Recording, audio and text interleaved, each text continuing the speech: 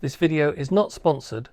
The 4GB Arduino Q was purchased with my own money. So, despite a few missed deadlines, it is finally here. The 4GB version of the Arduino Uno Q.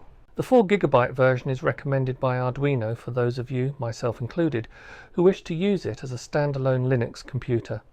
If you are not aware that using it in this way is possible, then I recommend Bill's excellent video on the subject, link in the description. If you are wondering where you can buy this little beauty, at the time of the release of this video, Arduino's website was the only place I could find where I could place an order. The price I paid was $59 with free shipping. If you would like to see the videos I make relating to the Arduino Uno Q when it arrives, subscribe to my channel so that you don't miss any. Stay safe, and I will see you soon.